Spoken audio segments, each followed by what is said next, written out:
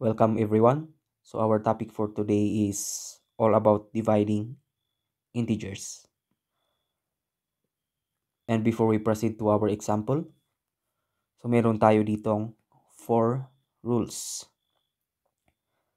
So number 1, we have here dividing two numbers with the same sign gives a positive quotient.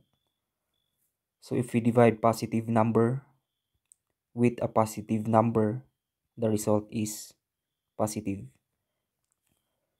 And also if we have negative number divided by a negative number, the result is still a positive number. Okay, so for rule number 2, dividing two numbers with different sign gives a negative quotient. So if we have a positive number divided by a negative number, the result is negative.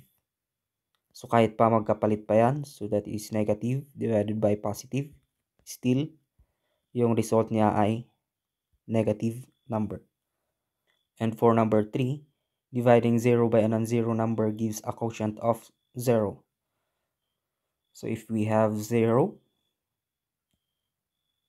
divided by a non-zero number, yung result niya ay 0. And for number 4, dividing any number by 0 is undefined. So dito naman baliktad siya kay number 3. So if we have any number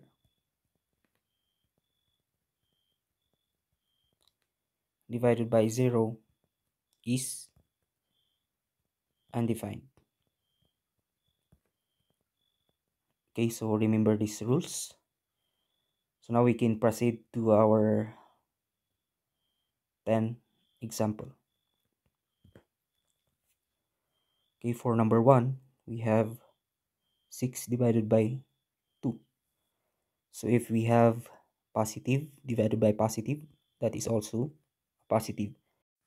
So positive 6 divided by positive 2 is positive 3. And for number 2, we have here negative 8 divided by 4. So again, negative divided by positive is negative. And 8 divided by 4 is 2. So we have here negative 2.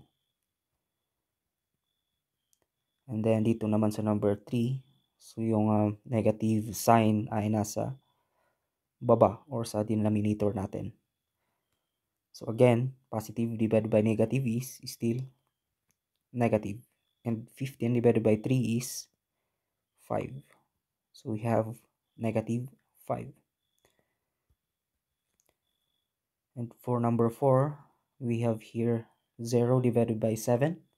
So again, if we have a 0 sa taas ng ating fraction, ang sagot natin dyan ay 0. And for number 5, we have here 11 divided by 0.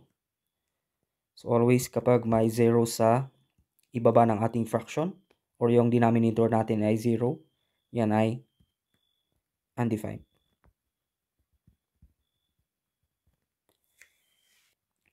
Number 6, negative 25 divided by negative 5.